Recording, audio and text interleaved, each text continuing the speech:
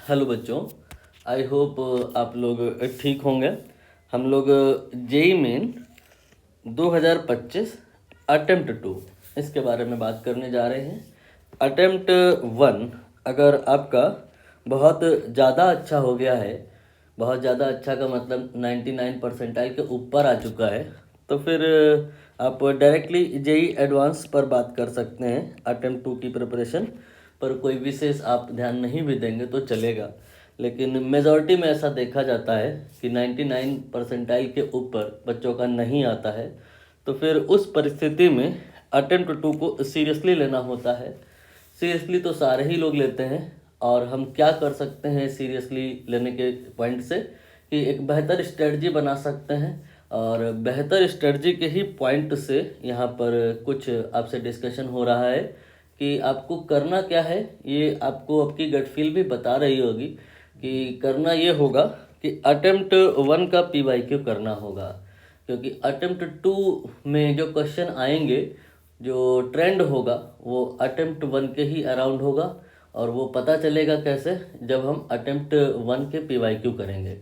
तो ये PYQ आपको करना होगा, सारे ही लोग ये करेंगे, लेकिन थोड़ा डिफरेंट वे में करना होगा।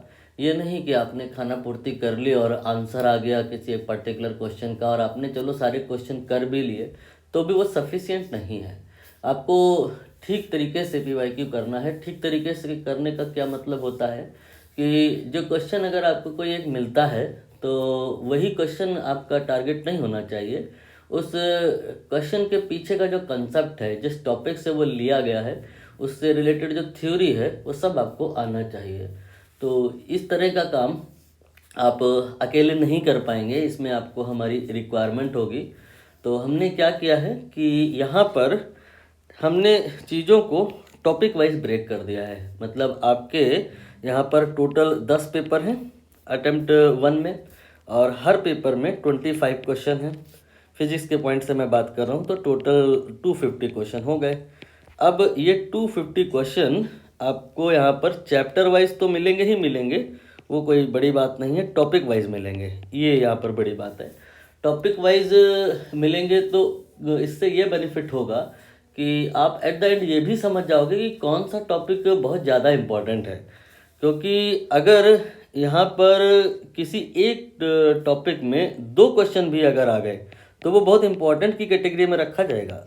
रीज़न बीइंग कि 250 क्वेश्चन में बहुत सारे टॉपिक तो ऐसे होते हैं, लगभग 50 टॉपिक तो ऐसे हैं जिनसे क्वेश्चन आते ही नहीं हैं, और वो भी थोड़े बहुत इंपॉर्टेंट की कैटेगरी में है।